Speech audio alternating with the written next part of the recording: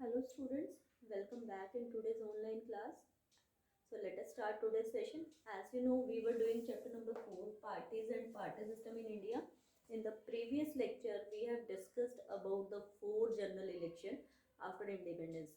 So in first 3 general election, Congress dominated the Indian political system.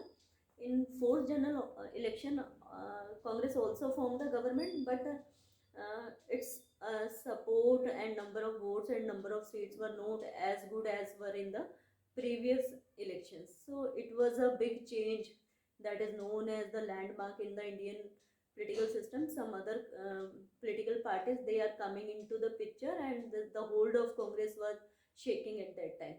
So in the last lecture we have studied that there was a tension between syndicate and Indira Gandhi, and now Indira Gandhi wants to run the system by her own way. So she was not ready to adjust, or she was not ready to compromise with the syndicate. So she decided to contest the election by her own, and there was a split in the Congress, that is Congress O and Congress R. Congress O is considered as the original Congress because all the senior candidates and senior leaders were there in Congress O, and Congress R is the Congress of Indira Gandhi. So let us see what happened after 1971's election. So it was the dissolution of Lok Sabha in 1970. So that was a bold and surprising move of the Indira Gandhi. She dissolved the Lok Sabha and announced the election. So before its expiry of tenure, so it was a very we can say bold step.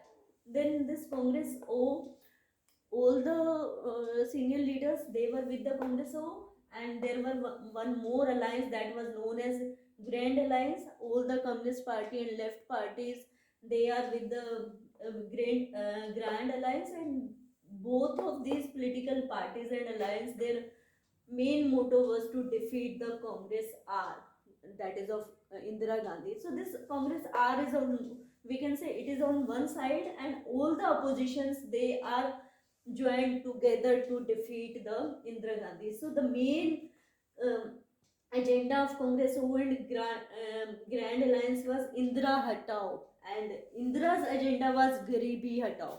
So this catchy slogan that attracted the poor community of the society towards this Congress R. So Garibi Hatao was a very famous slogan at that time.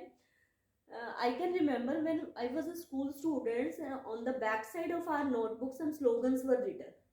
Nowadays, you can see some amazing facts or some other, we can say, some topics are mentioned on the back side of your notebook. When I was a school student, there was some slogans I can recall. जब तक सूरज चांद रहेगा इंदिरा तेरा नाम रहेगा, kind this kind of slogans I can recall कि that shows the popularity of Indira Gandhi at that time. So in Garibi Hatao was the famous slogan given by Indira Gandhi, and the people find attached with this slogan. So when the results were declared, so they were very surprising results of 1971. Indira Gandhi's Congress or Congress are able to win 352 seats and 44% of votes. That was a huge support or huge base for Indira Gandhi, which was considered as a political novice. She proved herself that she is, a good sense of politics, and she can be a renowned politician in the political system. On the other side, this Congress O, they were able to win only 16 seats, and it was a big failure for Grand Alliance also, because Grand Alliance also not able to secure any good number of seats. So this was a setback for this Congress O and Grand Alliance, and this Congress R, now it proved that this is the real Congress in the leadership of Indira Gandhi. So Indira Gandhi was able to manage to win the support of the public by her socialist programs, or we can say proactive poverty programs. She accommodated various social groups. the poor by distributing ration system, or this ration depot that were introduced by Gandhi at that time to targeting poor people by providing them food at the or the grains at the reasonable price. The status of women was not good at that time, and as you know, the Indira Gandhi was the only um, child of Jawaharlal Nehru, and so I told you, by her socialist programs targeting poor and Dalits and women, she was able to attract these communities toward the Congress. So she accommodated social groups, the poor, the women, Dalit, Adivasi and minority, by providing right to property to the female of India.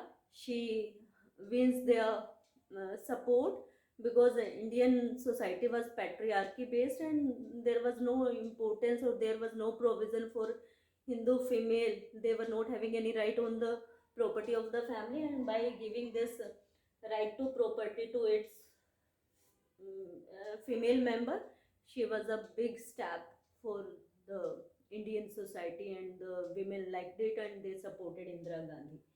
So that is all about this chapter. We are having some words which are equally important to understand. That is, let us do one by one. One is non-congressism.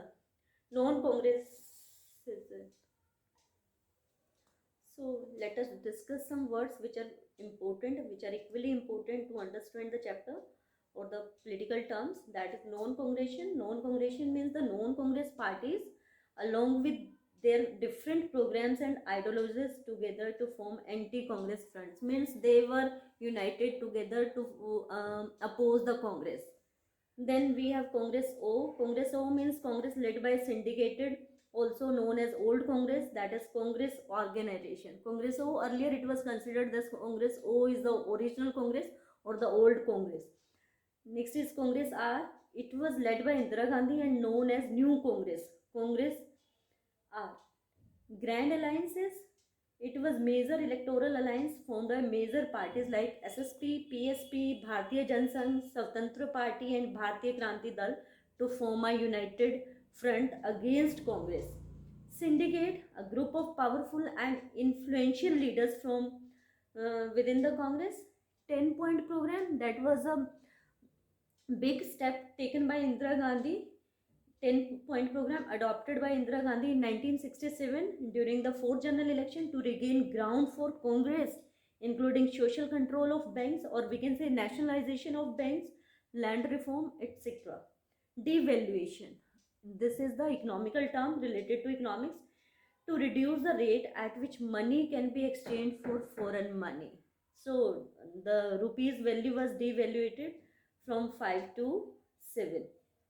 Political earthquake. The electoral verdict of 4th general election in 1967, which jolted the Congress at both the national and state level. It means this 1967 general election, this gave a setback Congress at the national level or the central level as well as the regional level. State legislative assembly also, it was not able to prove very good that time. So that's why that is considered a political earthquake. And this is all about chapter.